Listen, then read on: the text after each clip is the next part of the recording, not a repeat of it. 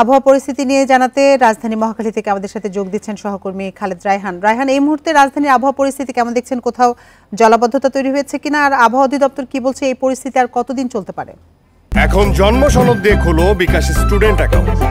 নিজের বিকাশ নিজে কর। দেখুন, আবহাওয়া অফিস যেটি বলছে যে চলমান যে পরিস্থিতি, বৃষ্টিপাত হচ্ছে সারা দেশেই, সেটি শুক্রবার পর্যন্ত এমন অবস্থা থাকবে। বৃহস্পতিবার পর্যন্ত ভারী বৃষ্টি থাকবে, তারপরে কিছুটা হয়তো বৃষ্টিপাতের পরিমাণ কমতে পারে। আমি এখন মহাখালী এলাকায় রয়েছি। সকাল থেকে আমরা দেখেছি যে রাজধানীর বিভিন্ন জায়গায় কিন্তু ভারী বৃষ্টিপাতই হচ্ছে। এখন বৃষ্টি কিছুটা কম, কিন্তু ভারী বৃষ্টিপাত কিন্তু সকাল থেকেই ছিল। এবং এই যে চলমান যে পরিস্থিতি, সেটি বৃহস্পতিবার পর্যন্ত একই রকম থাকবে, মানে পরশু দিন পর্যন্ত। তারপরে ধীরে ধীরে কিছুটা কমতে পারে।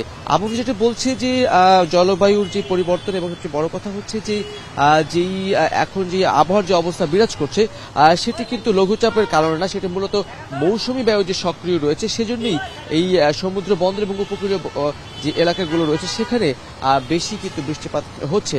এবং ইতিমধ্যে নিশ্চয়ই আপনি যদি বলছিলেন যে ৩ নম্বর সতর্কতার সঙ্গে সমুদ্র বন্দর যেগুলো রয়েছে, আমাদের 4টি সমুদ্র বন্দর সেখানে দেওয়া হয়েছে, তার সঙ্গে যে নদী বন্দরগুলো রয়েছে সেখানেও কিন্তু 1 নম্বর স্থানীয় সতর্কতার সঙ্গে দেখিয়ে যেতে বলা হয়েছে। এবং দুপুরের মধ্যে আবহাওয়া যেটি বলছে যে 20টি জেলাতে কিন্তু 45 থেকে 60 কিলোমিটার বেগে ঝড়ো বাতাস সহ বৃষ্টি হওয়ার সম্ভাবনার কথা বলছে।